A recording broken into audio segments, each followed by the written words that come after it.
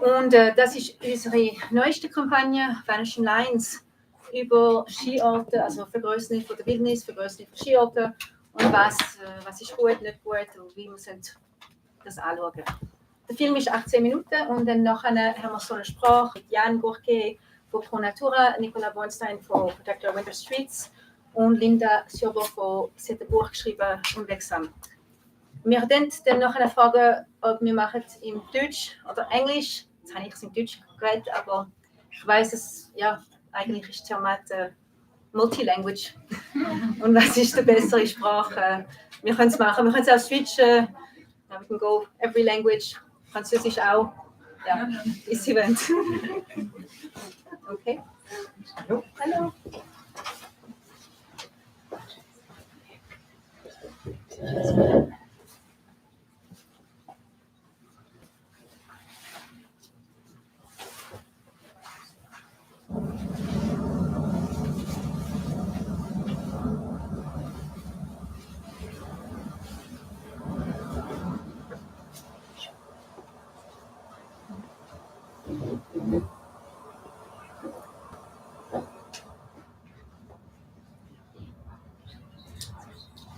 Selbst in hochalpinen Regionen, wo bisher unberührte Wildnis noch war, finden immer mehr Eingriffe statt. Es werden Lifte gebaut, es werden Seilbahnen gebaut, es wird der Berg regelrecht verdrahtet.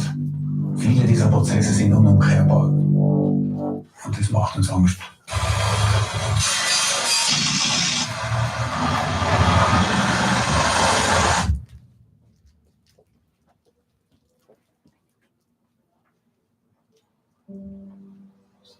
Wildnis für mich ist eine vom Menschen möglichst unbeeinflusste, naturbelassene, ursprüngliche Landschaft. Je mehr man draußen unterwegs ist natürlich, desto klarer wird einem, dass es halt kaum noch Plätze gibt, wo jetzt nicht irgendeine Infrastruktur sehe. Gell?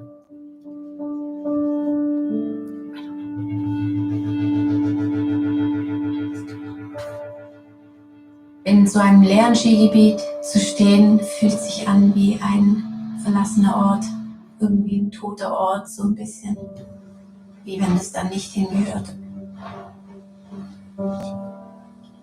Ich finde, dass unsere Skigebiete auf jeden Fall groß genug sind. Die Pistenkilometer sind lang genug. Wenn ich in der Natur unterwegs bin, dann fühle ich mich halt als Teil von was Größerem. Ich bin jetzt kein besonders gläubiger Mensch, aber da spüre ich tatsächlich eine Verbundenheit mit meiner Umgebung.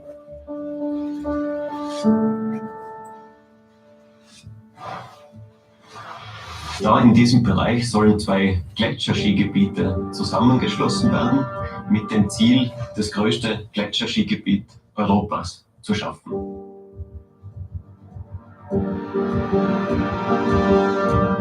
Wenn man sich das Projekt genau anschaut, dann merkt man, dass es in Wahrheit die größte Gletscherzerstörung seit langem wäre. Wir hätten einen Gesamtflächenverbrauch von 116 Fußballfeldern. Der Großteil davon wäre auf Gletscherfläche. Wenn man da oben Bauprojekte in dieser Dimension durchführt, dann verändert man eine wilde, wunderschöne Hochgebirgslandschaft in eine Industrielandschaft. Ja, wenn man einen Lift baut, dann sind einige Vorkehrungen notwendig. Man muss mal eine Großbaustelle einrichten. Es braucht eigene Zufahrtswege, breite Zufahrtswege, damit man da mit Baggern und mit LKWs hinfahren kann. Man muss dann Stützen ausheben. Man braucht dann betonierte Fundamente. Es müssen auch schon Speicherteiche mit eingeplant werden. Es braucht einiges an Dynamit, um die Berglandschaft so zu begradigen, dass sie überhaupt irgendwas dort machen kann. Also wenn man sich die Fläche in Österreich anschaut, sind nur noch 7% der Landesfläche weitgehend naturbelassen. Wenn man ins Hochgebirge schaut, schaut die Situation zum Glück noch ein bisschen besser aus, obwohl es schon so ist, dass die Alpen das am stärksten erschlossene Hochgebirge der Welt sind. Wenn man alpenweit die Pistenkilometer zusammenrechnet, dann sind es ca. 25.000 Pistenkilometer. Und das wäre eine Strecke von Innsbruck nach Hawaii und wieder retour. Ich finde es ganz schwer, das zu begreifen, dass solche Skigebietszusammenschließungen dann solche Gebiete verschwinden lassen. Das sind für mich so Kraftplätze und sowas dann zu zerstören, fühlt sich einfach falsch an. Ich bin schon in Skigebieten aufgewachsen. Ich habe die Infrastruktur immer genutzt und ich nutze sie auch heute noch. Zum Skifahren haben mich auf jeden Fall meine Eltern gebracht. Die haben mich schon mit 2 Jahren im Garten auf die kleinen Ski gestellt. Für mich persönlich, was mir am meisten Spaß gemacht hat, war immer das Tiefschneefahren und das Naturerlebnis. Es gibt mir innere Ruhe und auch irgendwie ein Gefühl von Geborgenheit. Man fühlt sich so umrahmt. Das Gefühl, so eine erste Linie in den Tiefschnee zu ziehen, ist wirklich unglaublich. Vielleicht ist das genau das Gefühl der Freiheit, ehrlich gesagt.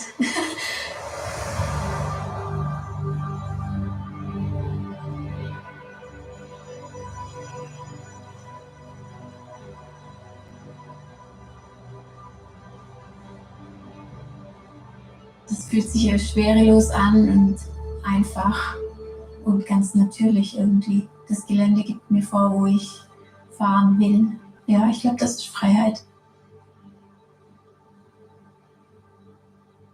Skigebietserweiterungen machen keinen Sinn. Zum einen einmal wegen dem Klimawandel. Bis zum Jahr 2050 wird der Großteil der Ostalpengletscher verschwunden sein. Und zum anderen deshalb, weil es immer weniger Skifahrer gibt. Und es gibt eine neue Zielgruppe der Zukunft, für die Nachhaltigkeitskriterien bei der Urlaubsdestinationswahl immer wichtiger wird. Also für wen macht man diese Erweiterungen eigentlich? Ich weiß es nicht. In Tirol gibt es ein Verbot von Neuerschließungen. Allerdings wurde dieser Begriff der Neuerschließung im Tiroler Seilbahn- und Skigebietsprogramm über die Jahre so stark abgeändert, dass es auch unter bestimmten Voraussetzungen möglich gemacht wird, über die Skigebietsgrenze hinaus das Skigebiet baulich zu erweitern. Es gibt keine klaren gesetzlichen Regelungen, weil die Seilbahnlobby sehr mächtig ist und einen großen Einfluss auf die Politik hat. Zum Teil sind Vertreter der Seilbahnwirtschaft sogar selbst Politiker. Wir haben die rechtlichen Voraussetzungen. Wir haben, wenn wir heute, bitte, da könnte der Politiker was dazu sagen, im Landtag abstimmen würden, glaube ich, 80% Zustimmung oder darüber. Und das ist genau der Grund, warum dieses Programm unbrauchbar ist.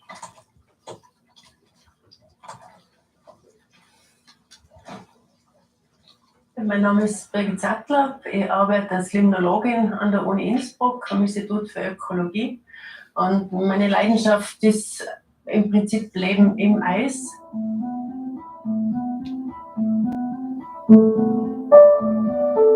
Eine hochalpine Zone ist im Prinzip jene Zone jenseits der Baumgrenze nach oben, also wo wir wirklich mit extremen Bedingungen zu tun haben. Mit tiefen Temperaturen, hohen Strahlungsdosen und vor allem ist ja gekennzeichnet durch diese sehr kurzen Vegetationsperioden. Also die Natur hat da ganz kurzes Zeitfenster, um ihre Kreisläufe durchzumachen.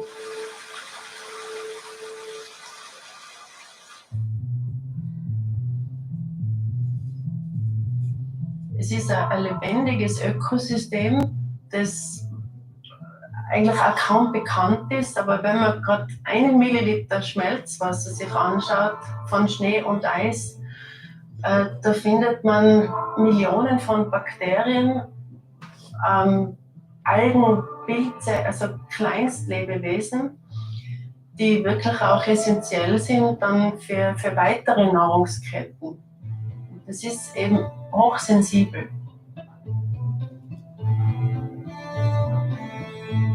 Wenn hochalpine Zonen verschwinden würden, dann würden extrem viele Arten verschwinden. Das ist eigentlich ein Horrorszenario.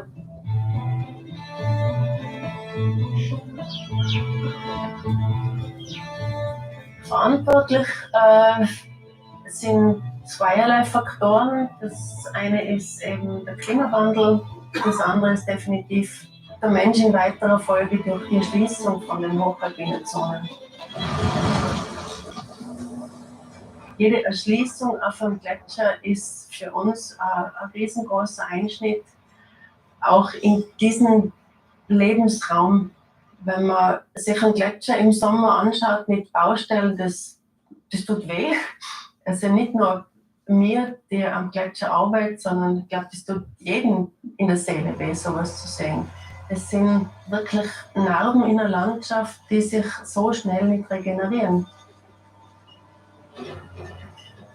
Ich will ein Bewusstsein schaffen, dass Gletscher extrem sensible Lebensräume sind, dass man das wirklich nicht nur als Wirtschaftsmasse sieht, sondern als schützenswerte Landschaft.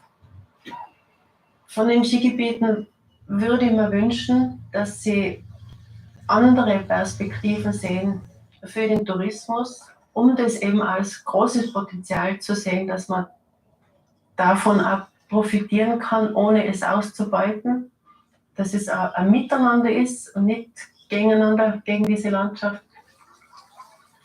Dieses Umdenken muss erst passieren und dazu braucht es Multiplikatoren, dazu braucht es eben auch Wissenschaftler, die auch bereit sind, sich zu exponieren, die das dann auch irgendwo jetzt an eine breite Öffentlichkeit raustragen. Schauen wir uns das Beispiel an mit Flugreisen. Jetzt geniert man sich fast, wenn man in ein Flugzeug steigt. Vor 2 Jahren mal chatte mal schnell dorthin. Und dann würde ich mir von den Politikern wünschen, dass sie den Gletscherschutz wirklich ernst nehmen. Der Gletscherschutz, wie er jetzt ist, braucht eine Version 2.0.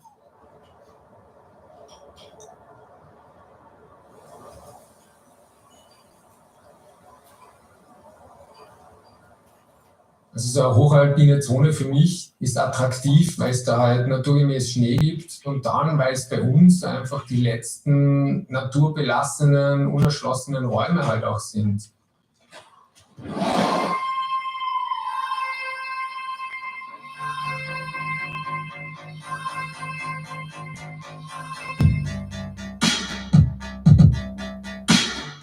Wenn ich mich in den Bergen bewege, bin ich mir bewusst, dass ich nicht immer alles selbst in der Hand habe.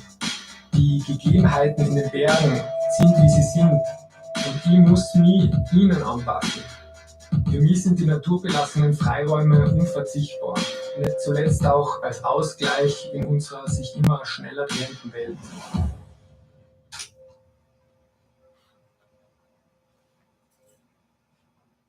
Als Kind habe ich angefangen zum Skifahren, so wie die meisten Kinder da, mit so 3 Jahren und bin dann Skirennen gefahren und dann ist gerade das Snowboard aufgekommen. Also es war Ende der 80er Jahre, von jedem Tag weg wollte ich einfach nicht mehr Skifahren. Was mir immer schon getaugt hat, war halt auch im Freigelände fahren. Und dann in meinem großen Freeride-Contest gelandet und da ist es dann richtig gut gelaufen und von da weg bin ich dann wirklich gesponsert worden, sozusagen als Profi auch. Haben Sie dran gewöhnt, das ist super geil.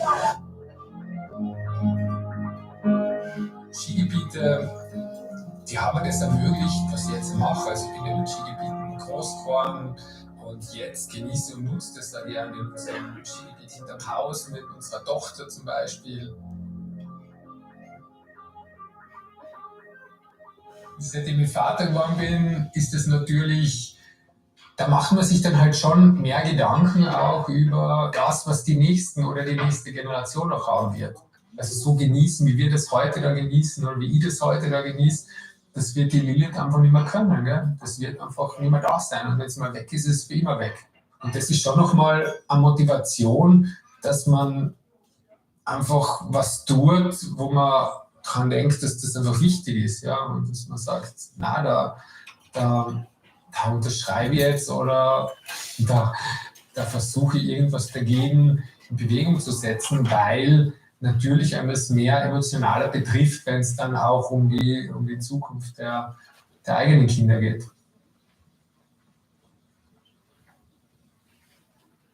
Eigentlich war die Natur auch immer mein Vorbild für alles, was wichtig ist im Leben. Die Natur verwendet dieselben Bausteine, aus denen auch wir bestehen. Wir sind sozusagen aus der Natur hervorgegangen.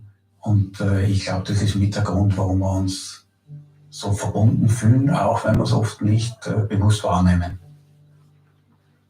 Bisher war es eben so, dass die Wirtschaft eine viel stärkere Lobby hatte. Wir brauchen das. Die Natur praktisch keine Lobby. Was wir brauchen, ist ein Richtungswechsel.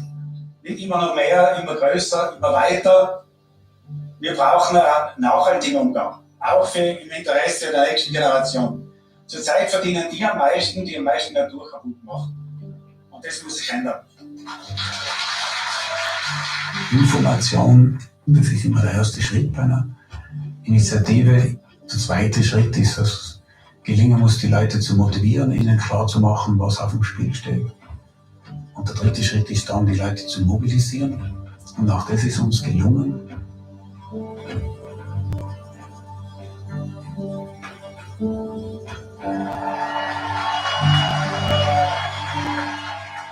Die Politik reagiert sensibel darauf, wenn viele Menschen hinter einer Sache stehen. Denn viele Menschen sind ja auch viele Wähler. Wir haben oft die Feststellung, ich kann ohnehin nichts bewirken. Aber wenn jeder Einzelne das denkt, dann haben die Betreiber gewonnen. Aber wenn sehr viele sich zusammentun, so wie das eben in einer Initiative möglich ist, dann kriegt das Ganze eine Dynamik und dann kann man auch was bewegen und erreichen. Also kommt schon auf Einzelpersonen an. Ich glaube, es bringt alles irgendwas. Jegliche Aktivität hat irgendwie wieder eine gewisse Reaktion.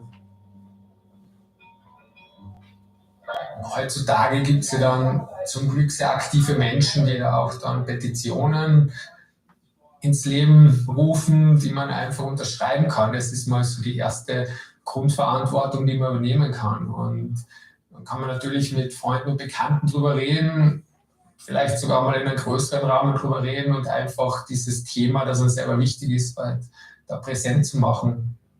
Unser Ziel ist es, dass nicht noch mehr unberührte Natur zerstört wird. Jede neue Erschließung in unseren Bergen bedeutet einen unwiederbringlichen Verlust an Natur für uns alle. Was auch immer die Betreiber gewinnen, wir in Tirol, in Europa oder wo auch immer verlieren viel mehr.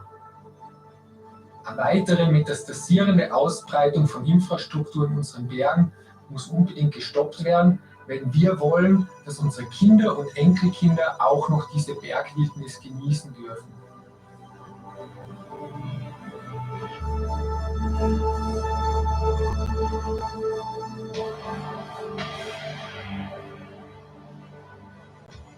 Es betrifft uns alle, jeden Einzelnen von uns. Nicht nur die Skifahrer oder die Snowboarder. Wir alle brauchen diese Berge. Wollen wir, dass die Wildnis ein lebender Teil von uns bleibt? Oder nur eine dunkle Erinnerung, wer wir einst waren?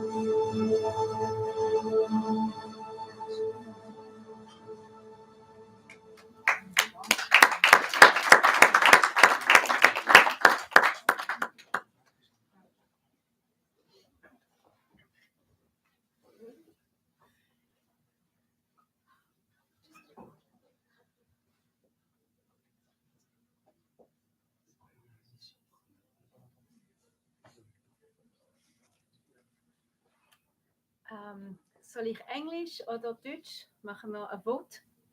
Englisch? Okay. Okay, we chose. Unbelievable. We're in Zermatt. I was lucky enough today to skin up and see the Matterhorn in all its glory. And I think the phrase in the film, we need these mountains, stand strong. We need these mountains and we need everything around them. So for me, this campaign with Patagonia was a heart project. I took it on and said, we need to talk about it. In Switzerland, it needs to be talked about. Even though we talk about Austria, in Switzerland, there's so much happening and I want to talk about it. And so I found Jan Burke from Pronatura, who helped Patagonia make this map. We started 7 months ago, looking around Switzerland to find out what's going on. And there's a lot. And we're not here to campaign or talk about what's wrong and what's right, just to put the knowledge there. And Jan is going to talk to us about the wilderness and happening in Switzerland and what he does as a project leader for Pronatura. And so I'll start with just a question to Jan, and then I will let him proceed. Right. So Jan, thank you for coming. Thank you for being part of the project. Yeah, thanks for inviting me. And what did you think of the film? What stands out? When I first saw the film when it was launched, I was pretty touched because it's really a huge, pristine glacial area where they want to build this ski area. We don't have that big projects right now in Switzerland, but we do have projects. And what I want to show you now with a couple of slides is what kind of projects there are in Switzerland and how what our work is and what is planned actually, and how all this evolution is going on. Can you come closer?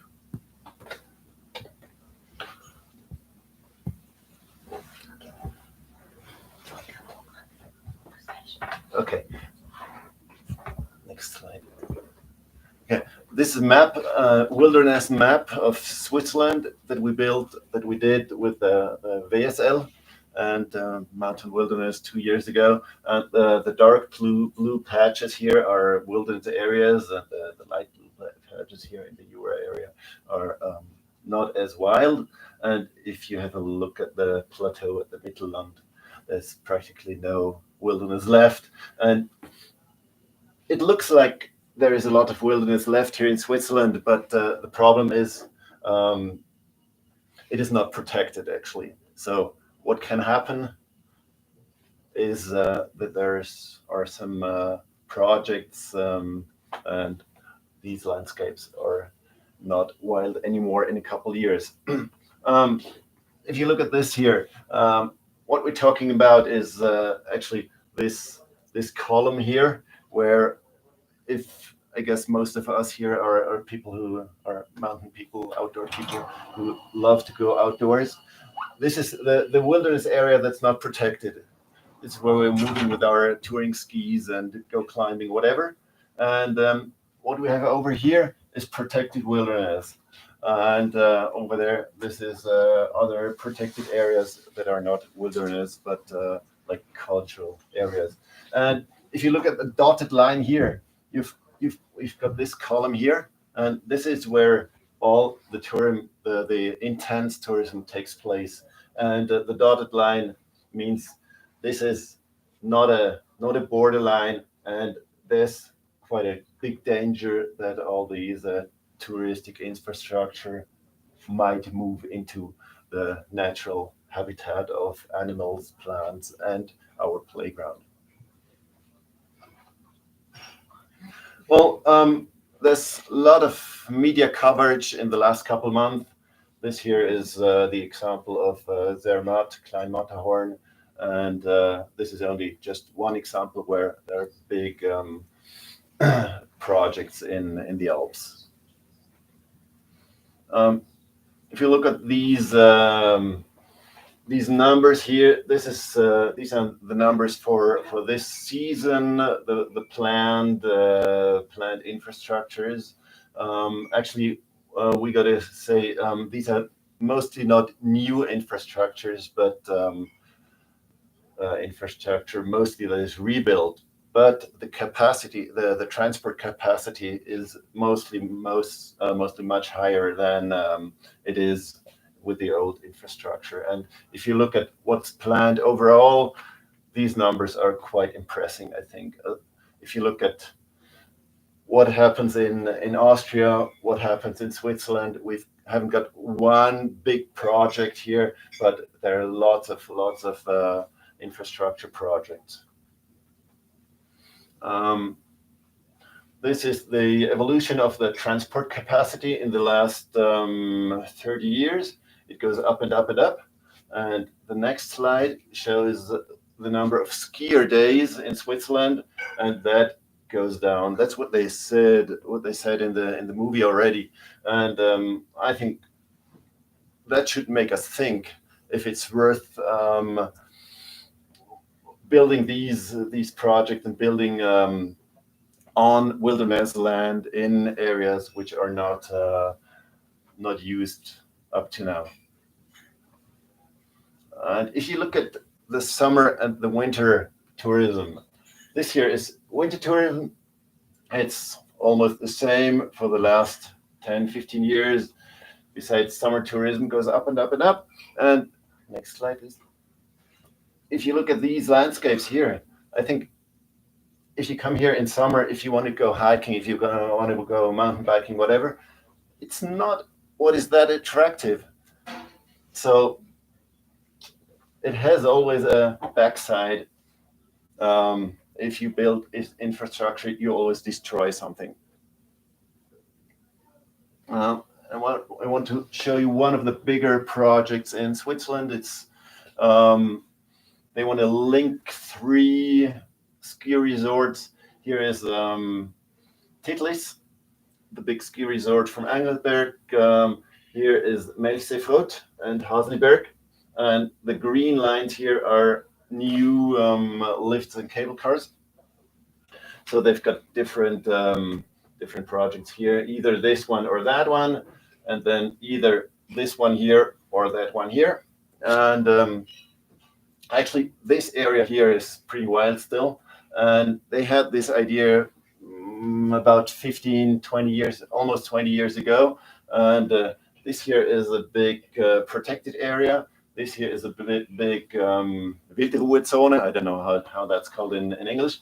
And well, what they do is take the way in the middle and cut these 2 in half. And these areas, which are pretty wild still, they're not that attractive, will not probably be that attractive anymore. So yeah, I don't know if it's worth, but we can discuss that later. And if you had a close look at the wilderness map in the beginning, you saw the areas which are not wild anymore. And there's actually, you can see this area on the map, and you see this one is not dark blue, besides the surrounding is dark blue. So that's about the local focus here. So that was about the wilderness from my side. And we've got different aspects as mountaineers, as outdoor people, and climate is another factor. And Nicholas will tell you something about that now.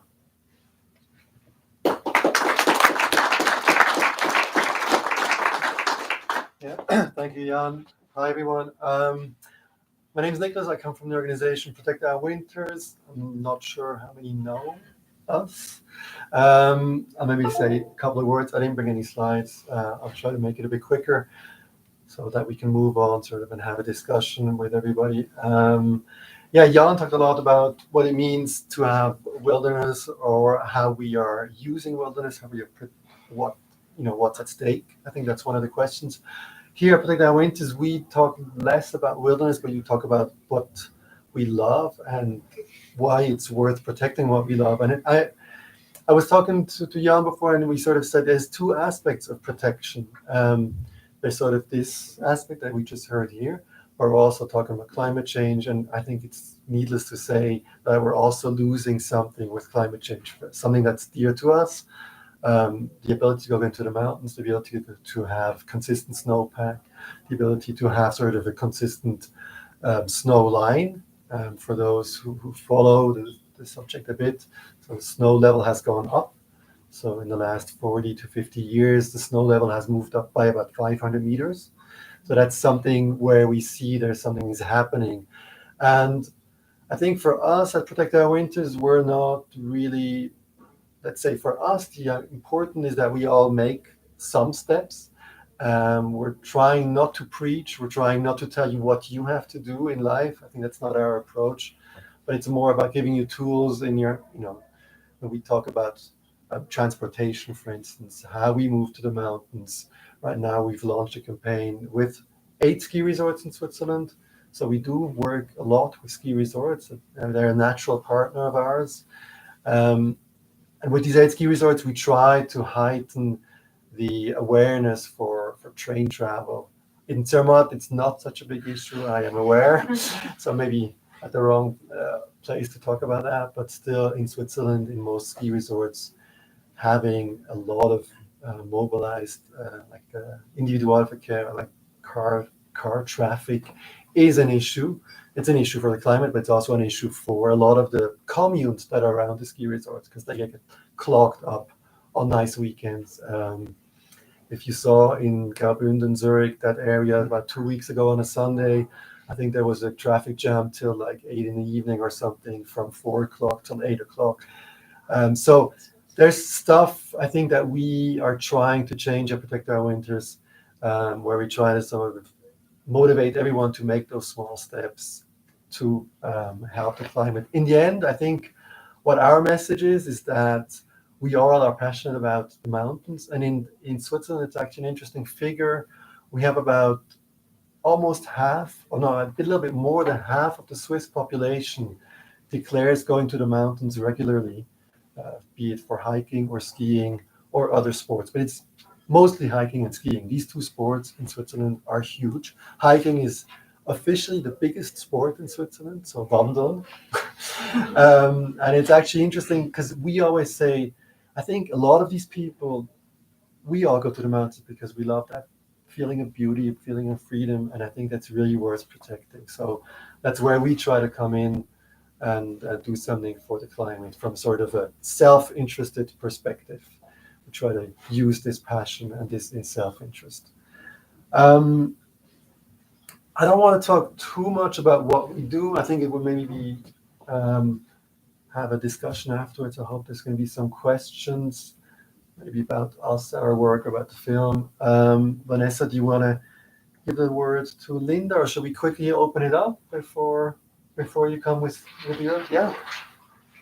Right. I mean, I think it would be interesting to also hear. Now we've talked a lot, and what are your thoughts, your reactions to the movie, or to what Jan, very interesting presentation he had? Who's going to make the first step?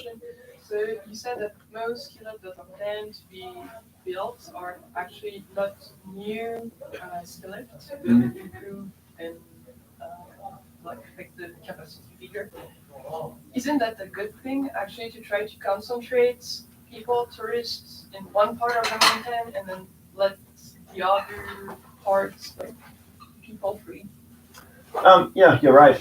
And I don't have a problem with intensifying tourism in intense tourism areas. I don't have a problem with that, neither in the winter, neither in summer. If you have a mountain with a ski hill and a ski lift and chairlift and whatever, and you build a mountain bike trail in summer, and so it's all right for me, but hands off the wilderness areas.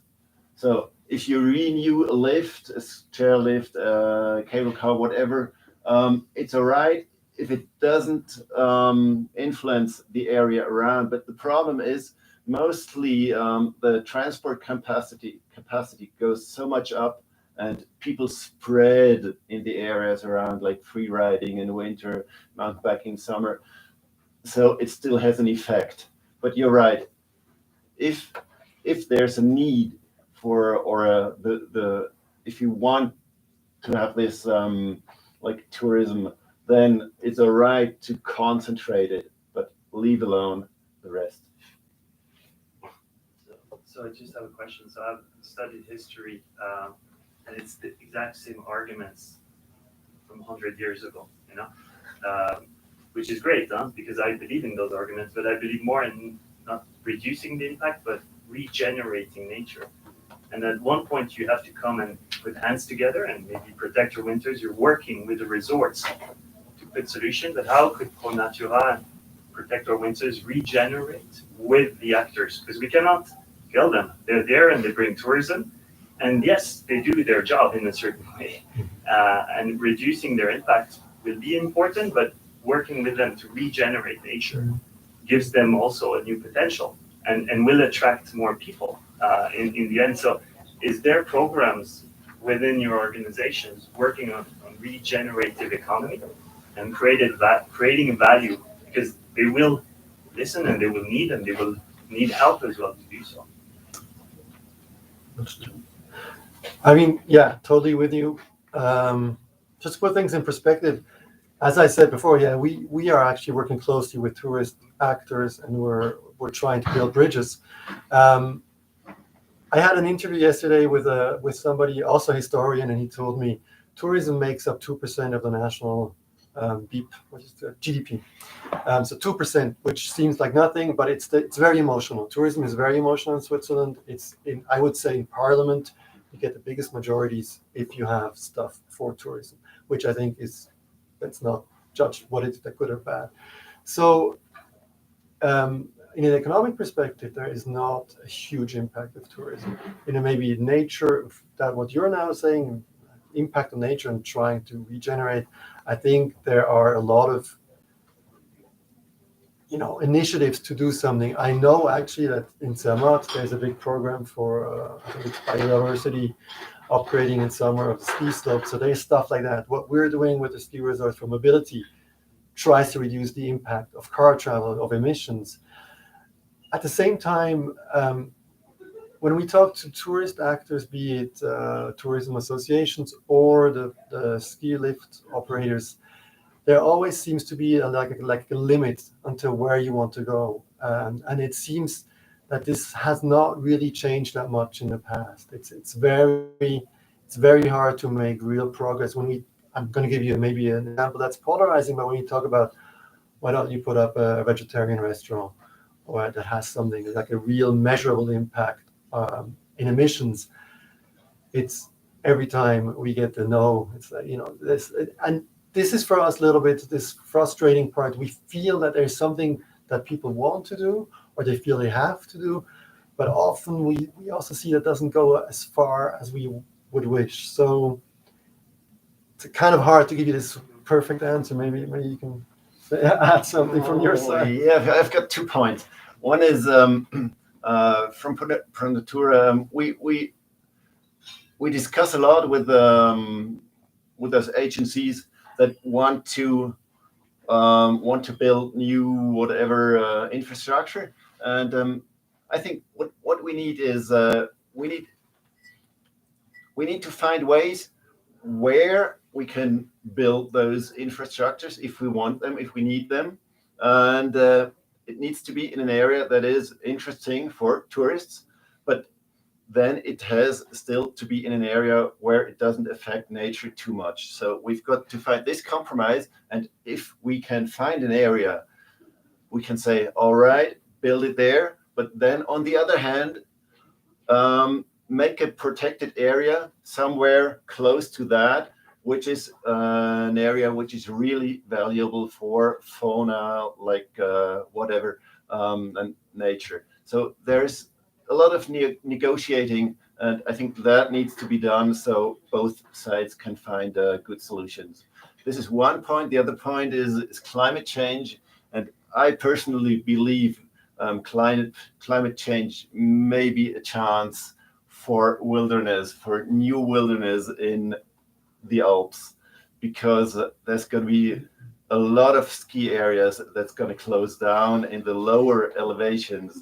And if we rebuild those ski lifts, chairlifts, whatever, if we take them away and we find like tranquility zones or something there, it could be a chance, but we got to negotiate to find that if it's possible to realize.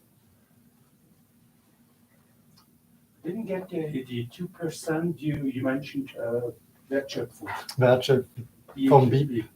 2%? Anscheinend. Ja, mir hat ein Historiker die Woche gesagt. Ja, BIP, ne? Aber the figure comes from a tourism professor in Bern, the University of Bern. Yeah. I also think it's quite low. I would have said 5 to 6. No, it's even much higher. Well, I guess. Yeah. But, first of all, thank you so much for really this film and organizing this evening tonight. You're on the right way, absolutely. And also really feel bad for also Zermatt, which direction it takes. But what I think is all you mentioned is absolutely correct and right. Maybe not the 2%. Yeah, maybe not. All the rest, but it's an all over change of mind. We should start with the kids because we are, my generation, we are not aware what we are doing. Many of them, because they're not, they don't, their master goal was impact in increasing, in giving people chances to get business, to make this wild area for people attractive. So it changed a lot. Just think that back in 1850, the last hungersnot was in here, in this area. So it changed a lot dramatically. And overall, of course, the English people started in summer. And the increase in the summer will be tremendous in the future. These guys in Austria, I guess they don't know what to do. Sorry. But the cool thing is, I mean, the impact in increase of global warming, this Earth was much warmer than it is right now. So you have the ice ages. Just think about that human being just lived one ice age. One out of 4 known and 6 and more. So they don't know a lot about that.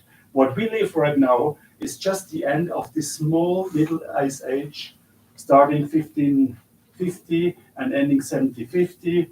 And we see the rest of the glaciers. Just be aware that the average of the last 10,000 years is no glaciers up till 3,500 meters. So it was much warmer.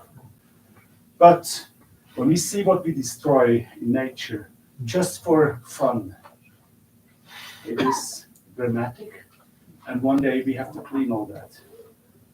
So thank you so much and go on. It's very important. But at the same time, don't forget all the towns getting bigger and spreading out. Maybe vertical would be better. And it starts also with private farming and whatever. All is needed. And overall, we cannot convince political. Politiker zu überzeugen ist, da kannst du eher einem Schwinke lernen Handorgeln, als die etwas verstehen. Sorry about that. But politicians, and then I lost it. It's the accordion. It's trying to convince an accordion to play the song you want. Yes, we should start with the kids. It's so much easier. It's like plastic, whatever problems we have on this earth. Start with the kids, because these are in a couple of years the politicians. Mm-hmm. Well, I'm going to dispute the last point about the ice ages, since you disputed my 2%. No, it's my favorite one. I imagine. We're not going to do that too long here. No. I guess you're not wrong about the ice ages, but the increase in the last 150 years is mostly man-made, anthropogenic climate change. I think that point I just want to make. That's 99% of scientists most agree on that. But let's not talk about whether it's not or not. I think what's important for us, I think you're correct. I think there's a lot of little pieces of the puzzle that have to come together. We have to work in the cities, we have to work in the mountains, and I think it's about giving. I mean, our organization we talk about mountains, but we have most people that follow us are urban people, unfortunately or fortunately, I don't know. And I think also creating a sense of value of nature is important to show that we not only use nature, that we also need to protect this nature so that it stays something for the future. I mean, that's also, I think, it's very similar what you try to do. And you look at it from a different perspective than us, but I think that's something that we really have to work on in the future. And if you look at, for instance, decrease of insects, there's a ton of topics. There's so much we can do or have to do. That's just the my cool thing about ice ages is That's cool. about that. Ice ages every 100,000 years, one is coming. All right. The last one just finished 10,000 years ago. The next one will be there in 90,000 years. No matter if you are still here, human being, or not. Let's stay optimistic. You had a question. Yeah, Or do you want to say something? maybe No, an that's fine. idea, because when we are talking about next generations, and I see clearly the children, and I think it would be also like really important to bring it to the children. So is there like a possibility to make this awareness in schools? Because I don't think that every parent is actually aware about it, so they can't teach the children about that. But they are in schools, so maybe there might be a possibility to create something where the children grow up already with this kind of knowledge. Because when we are thinking that they will be our future politicians, they should be aware of our nature and planet. And I mean, there is a big movement of Fridays for Future and things like that, but still, I think it's more important to go with real examples into details what's happening. Yeah, absolutely. That's what we're trying to do. We're trying to work on different levels. That is one. Nice. Yeah. I mean, we used to go, before Corona hit, we used to go with our we work with ambassadors. So we have someone from the valleys, Daniel Juhl, who's a skier, for those who know him. Michelle Gizin, she's one of our ambassadors, but also other people. I just talked to Sam Bantamatn today. He couldn't make it, but what I was going to say, yes, we went to the schools with ambassadors and talked about climate and also talked about this conflict that these ambassadors have, because they're also using nature. They need to fly, or some of them, somebody like Daniel Juhl and Michel Gizin obviously have to fly. Yes, it's something that we really also try to encourage. Yeah, parents and children, like Mitch Tollerer said in the movie. Yeah. One other question. So you said you work mainly with on mobility with professional in tourism. Mm-hmm. What about the image that is used to promote nature? Because even you use the term playground. Is it the right one to give? It's probably not the right one, but I still sometimes use it, I must admit. And do you work also on the marketing aspect with tourism actors, like to change the image that is given to nature, like what even downhill bike or free ride and stuff like that? I mean, that was just one example of mobility issue. We also work a lot on politics. We did a big campaign for the CO2 law. We work schools. We have a school program. We also have a program with the Swiss Alpine Club on nutrition, so just broadly. But yes, we try, with the ski resort that we work, we try to really look at their whole operations and also identify pain points or touch points where they actually can do something, where they can change something. Less on the marketing side, because it's very dangerous for an NGO to become the marketing vehicle of a ski resort. So we always have to be sure until where are we going? Are we, that's sort of, so not on that aspect. But when we talk a lot about renewable energy in ski resorts, we talk a lot about heating. There's a lot of heating issues in the mountains that are maybe more complicated than in a city. There's a lot of discussions about how to prepare the pistes, Pistepräparierung, I don't know how you can say that, where you can make efficiency gains. So we try to talk with ski resorts on many of those issues, and we sort of have a catalog of domains that we know that ski resorts can tackle that can really have an impact. Plastic is also one of them, maybe not climate related. I think, sorry, I'm just going to add something. I think, like, as a brand, coming from a brand side, what we try and do, we talk to those kind of people. So, because NGOs can't really go and say, do this, but as a brand, we can inspire and we can talk to them to say, you need to make an impact. And so we use our different campaigns. So Patagonia sets together, and I mean, any brand, other brands do it too. You have the B Corp movement, who is trying to do net zero by 2030. So each one of these good brands have ways of inspiring resorts, hotels, tourism to do good. And how do you do good? You look at renewable energy, you look at how you talk to your children who come into the hotel. Do you have a garden? Do you have a playground? You have all these little factors as ways to do good and inspire, and showing like, oh, well, they get their tomatoes for the salad just from their backyard. And it makes you think. And brands can and should show different methods of inspiring other brands, companies to do good. So I was just having one First question. No, that's good. Go. So in the Netherlands, so I work for also kind of infrastructure company, but then the transmission system operator. And where we have construction projects, and which are also always, of course, either subsea cables or connecting wind farms or cables on land, we have to compensate. For example, when we have to cut trees or whatever, we have really the obligation to compensate one-on-one. So basically, we destroy 100 trees, we have to plant 100 trees or even more. And it doesn't. That's based really on the law. And doesn't that exist here in Switzerland or Austria? Because It does exist, okay. But it's not that much, not really fixed in the law. We work have a lot of deals like that, and I remember they wanted to build, or they built a new ski slope in Les Diablerets, I think 1 or 2 years ago. And well, what we tried is we said, okay, build this and compensate with a protected area besides.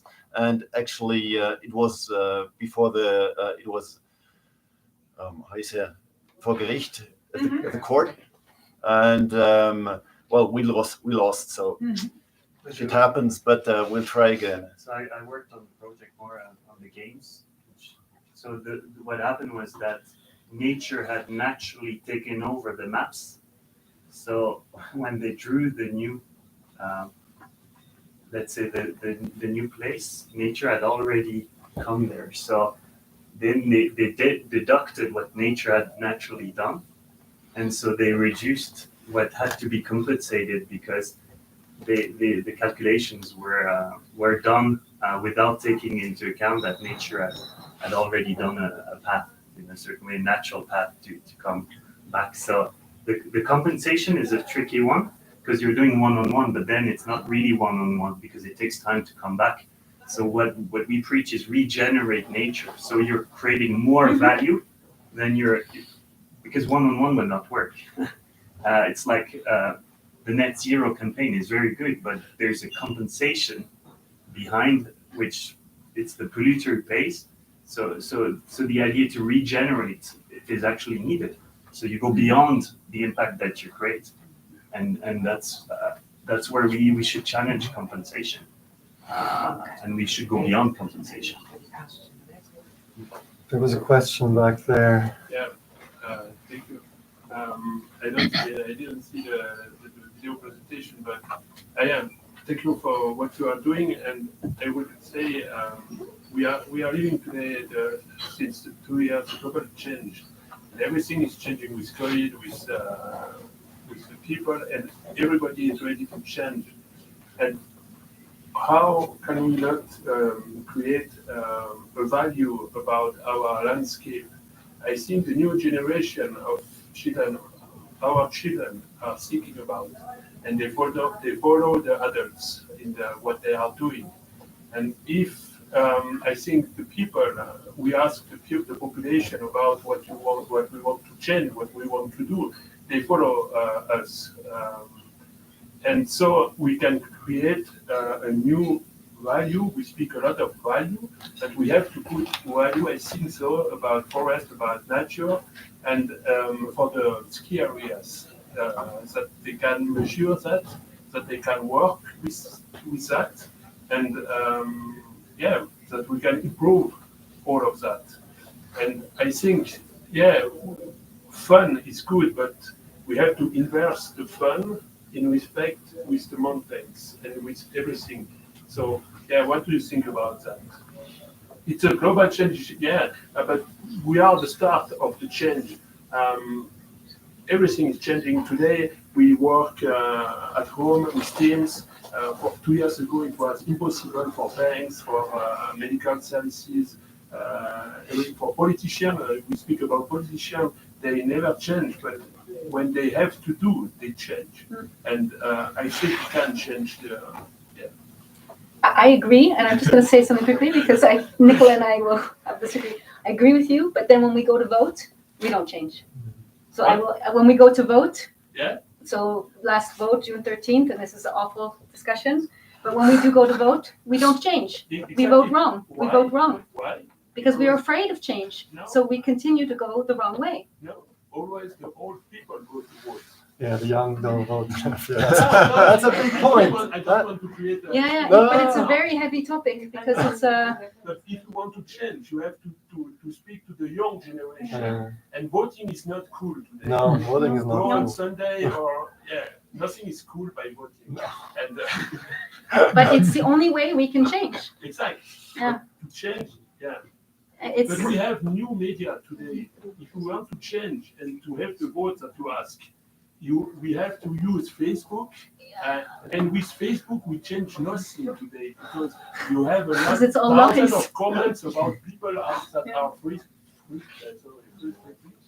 but Facebook change nothing. But if we use Facebook to go vote for a new, we can create. I'm sure we can create something in this way. I'm going to just introduce Linda. Yeah, I have one comment, and then we should get Linda up here. I just want to say one thing. I'm happy for that comment, and our community, or whatever you want to call it, followers are, I would say, 85% between 18 and 44 years old. So we really are talking to a very young segment of society. And that's exactly what we tried for the CO2 law. We used new media, digital media. We used our ambassadors who are cooler than us here, and to really talk to young people. And I think it worked, but we're one of the thousands of actors. We're small, we're tiny. So, but I agree that's sort of the way where we have to go. And yes. I mean, as a brand, we tried as well. And I applaud Yosemite Zermatt because they put up Vote Now, Ride Later on their shop window.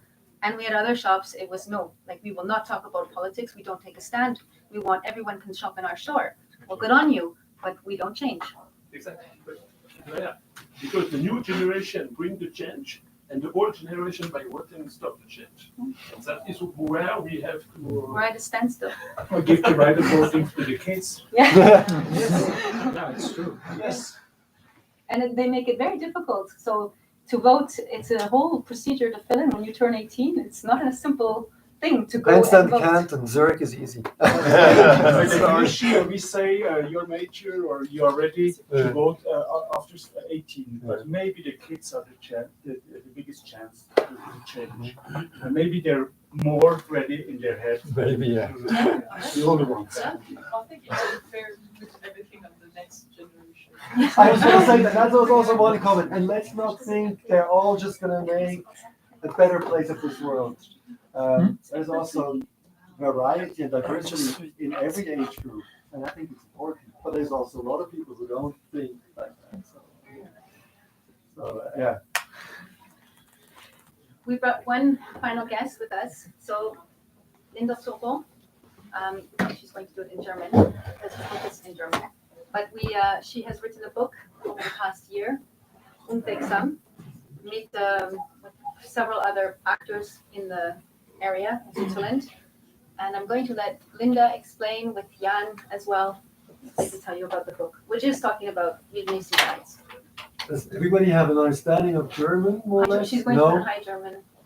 Shall we translate a little bit, or? Yeah, I don't know how much sense it makes because the book is in German and we read out of the book, and so I guess we do it in German. And, yeah. Hochdeutsch. Ja, Hochdeutsch, genau. Okay. Okay. Ja, hallo zusammen. Es freut mich sehr, heute hier zu sein, um mein Buch vorstellen zu können. Ich bin Linda Sober, Autorin, Fotografin und Gestalterin von Unwegsam über die Chancen einer wilden Schweiz. Genau, und ich darf euch heute einen Einblick in den Entstehungsprozess und in den Inhalt des Buches geben. Die hochalpinen Landschaften werden stark bedroht. Das haben wir am heutigen Abend bereits erfahren. Seilbahnen, Straßen, Wind- und Wasserkraftanlagen, also eigentlich die menschliche Nutzung, stehen im direkten Konflikt mit dieser Hochgebirgswildnis. Aber was ist Wildnis überhaupt? Genau diese Frage habe ich mir ungefähr vor einem Jahr gestellt. Gepackt hat mich an der Thematik, neben dem naturwissenschaftlichen Aspekt, vor allem auch die philosophische Frage nach der Rolle des Menschen in der Wildnis. Wildnis lässt sich nämlich nicht ohne den Menschen denken, denn gäbe es nicht unsere Sicht auf die Trennung zwischen Mensch und Natur, dann gäbe es niemanden, der die Wildnis als das beschreiben würde, was sie ist. Viele verbinden mit der Wildnis einen Urwald oder weite, unberührte Landschaften. Wenn man sich tiefer mit der Thematik auseinandersetzt, ergeben sich neue Fragen wie: Wo ist die Grenze zwischen Kultur und Wildnislandschaft? Sind wir Menschen ein Teil der Wildnis und sollten wir Zugang zu diesen letzten Stücken unberührter Natur haben? Und wie wild ist die Schweiz überhaupt? Da ich weder Umweltpsychologin noch Naturwissenschaftlerin, Geologin, Klimaforscherin oder Biologin bin, beschloss ich, solche Fragen Menschen zu stellen, die Expertinnen und Fachleute auf diesem Gebiet sind. So antwortete mir beispielsweise Sebastian Moos von Mountain Wilderness Schweiz, der zu diesem Thema geforscht hat, auf die Frage, wie wild die Schweiz ist, folgendermaßen.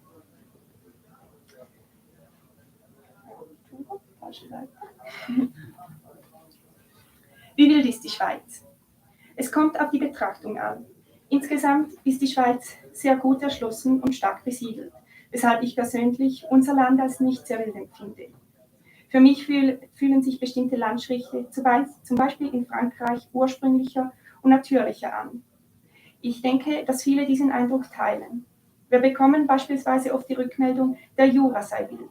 Wir wollten wissen, wie wild die Schweiz ist und haben mit der Forschungsanstalt WSL zusammen die Wildnisqualität der Schweiz modelliert. Dies hat gezeigt, dass die Schweiz im mitteleuropäischen Vergleich noch ziemlich wild ist.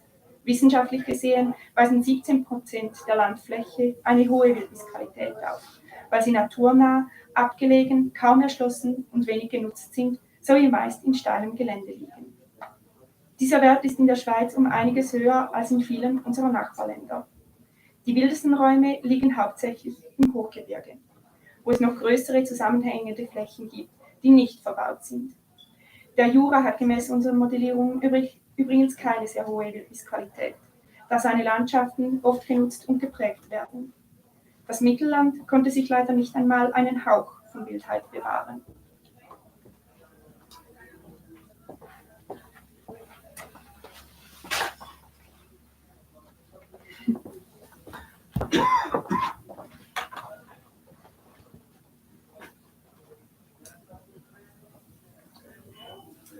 Jan Gürke, den ihr vorher bereits gehört habt, ist ebenfalls ein Interviewpartner in meinem Buch. Und ich fragte auch ihn: Jan, was ist für dich Wildnis? Also, ich zitiere für euch. Mich selbst. Wildnis hat viele Facetten. Für mich gibt es nicht nur eine Wildnis. Wenn wir in der Literatur nach der Definition von Wildnis suchen, sind das im Wesentlichen große Gebiete, die wenig vom Menschen beeinflusst sind und sich dynamisch und frei entwickeln können. Diese Gebiete zählen auch für mich klar zur Wildnis. Wenn wir die Schweiz als Perimeter nehmen, finden wir Wildnis in relativ wenigen Gebieten im Alpenraum oberhalb der Waldgrenze. Zusätzlich gibt es einst genutzte Waldgebiete in den Voralpen oder Bachthobel, die sehr schwer zugänglich sind, die für mich ebenfalls wild sind. Kleine wilde Flächen gibt es auch in Gärten oder in der Stadt an irgendwelchen vergessenen Ecken, wo sich die Natur frei ohne menschliche Eingriffe entwickeln kann. Wildnis ist für mich durch zwei Perspektiven geprägt. Zum einen ist es die naturwissenschaftliche, wo es um die freie Naturentwicklung geht. Zum anderen ist es die anthropogene Perspektive, wo es um das Erlebnis und das Gefühl in der Wildnis geht. Das Spannende ist für mich, dass beide Perspektiven in der Wildnis zusammentreffen. Deswegen hat auch fast jeder eine andere Definition und eine andere Befindlichkeit in der Wildnis. Welchen Wert hat die Wildnis für dich? Ich beginne beim Wert der Wildnis für die Natur, denn dieser ist sehr wichtig. Es gibt viele Tier-, Pflanzen- und Pilzarten, die sich nur entwickeln können, wenn der Mensch nicht eingreift. Diese Arten brauchen Zeit und eine ungestörte Umgebung. In einem Wald, in dem über mehrere hundert Jahre nicht eingegriffen wurde, entwickelt sich eine ganz andere Flora und Fauna als in einem wirtschaftlich genutzten Wald. Das gilt auch für andere ungenutzte Landschaftstypen, wie zum Beispiel das Hochgebirge oder die Ufer von Gewässern. Daher hat die Wildnis für die Biodiversität und die Artenvielfalt einen extrem hohen Wert. Daneben ist Wildnis auch gesellschaftlich sowie philosophisch wichtig, indem wir uns mental mit dem Phänomen Wildnis auseinandersetzen, als etwas, das wir nicht beherrschen können und das eine freie Entwicklung durchmacht, das auch wissenschaftlich nicht voraussehbar ist. Die Wildnis zeigt uns die Grenzen, was der Mensch im Griff hat und was eben nicht. Dann gibt es noch einen persönlichen Wert, der für mich hoch ist, da ich sehr stark mit der Wildnis verbunden bin. Ich war bereits als Kind viel mit dem Kanu und dem Zelt unterwegs. Das hat mich geprägt und mir geben die Erlebnisse in der Wildnis persönlich sehr viel. Sie bilden einen starken Kontrast zum Leben in der Stadt und im Arbeitsalltag. Ich kann immer wieder ausbrechen und kleine Fluchten in wilde Gebieten vor der Haustür erleben. Danke. Ich habe heute übrigens zum ersten Mal das Buch in der Hand gehabt. Genau. Ja, so bin auch ich ausgebrochen, habe dem Mittelland den Rücken zugekehrt und mich auf der Suche nach dieser Wildnis in der Schweiz gemacht. Ich reiste zum Beispiel ins Erstfeldertal, das sich letzten Frühsommer durch den vielen Schnee und den dichten morgendlichen Nebel sehr unwegsam präsentierte. Ich bin auf höhere und weniger hohe Berge im Wallis, Bündnerland und im Berner Oberland gewandert und habe wilde Täler erkundet. Aus dem ein oder anderen Bergbach habe ich nasse Wanderschuhe davongetragen und ich wurde belohnt mit der natürlichen Vielfalt und tollen Panoramen. Ich habe den Nationalpark im Engadin, den Silwald im Ballungsraum Zürich, verschiedene regionale Naturparks und Naturschutzgebiete mit Auen und Mooren besucht. In den Fotografien, die ich für das Buch gemacht habe, sollte die Atmosphäre der wilden Räume wiedergegeben werden. Mein Anspruch war es, keine Spuren menschlicher Zivilisation in den Bildern zu zeigen, was sich in der dicht besiedelten Schweiz als äußerst anspruchsvoll herausstellte. So wurden die Motive und Bildausschnitte nicht alleine nach Kriterien der Ästhetik, sondern vor allem nach dem Parameter Unberührtheit definiert. Immer wieder traf ich auf menschliche Spuren. Eine Weide im Naturschutzgebiet, eine Brücke über einen Bergbach, ein abgesägter Baumstumpf, eine Straße, eine Parkbank, ein Wegweiser, Lawinenverbauungen, Straßen und Hütten störten oft das Bild, als ich durch den Sucher meiner Kamera schaute. Also fokussierte ich, suchte die kleinen Ecken, zoomte quasi rein in das Dickicht. Das Buch zeigt also ein ehrliches Bild der Wildnis der Schweiz. Es zeigt die Schönheit und die kleinen, aber wichtigen Details. In diesem Buch geht es um Blumenwiesen und alte Bäume. Es geht um Landschaften, die Alpen, Voralpen und um das Mittelland. Es geht um unsere Position in, über oder neben der Natur. Es geht um Peperoni und Biodiversität und darum, wie wir die Wildnis in der Schweiz schützen, erweitern und erleben können und dürfen. Dieses Buch ist ein Versuch, die Erlebnisräume der wilden Natur durch Worte und Bilder wiederzugeben. Es ist eine Dokumentation der Wirklichkeit, ein Abbilden, ein Suchen nach Erklärung, ein Finden von Wegen in unwegsamen Gebieten und ein Aufzeigen der Chancen einer wilden Schweiz. Herzlichen Dank für eure Aufmerksamkeit.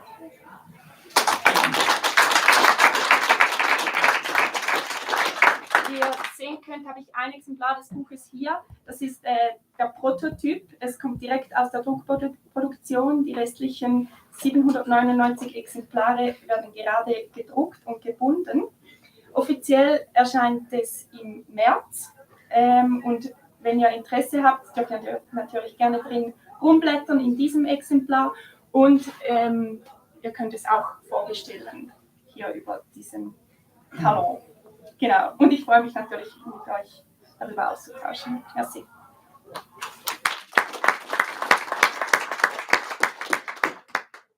Vielen Dank. Thank you so much for your time, your attention, your interesting discussion.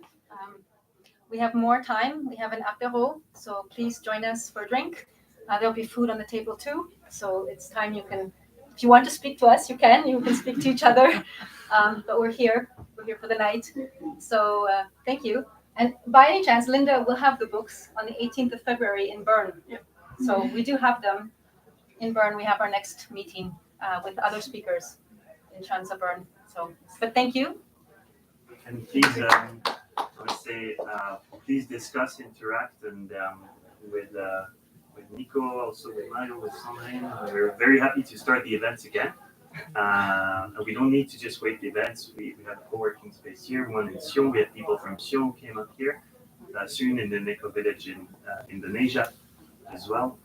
And the idea is really to create exchanges, but then to build up projects with NGOs, with brands. But I think we all need to come together from different sectors, and that's the only way out. So thank you very much, and have a couple of drinks and yeah, build things together, but build it smart. Thank you, Neil.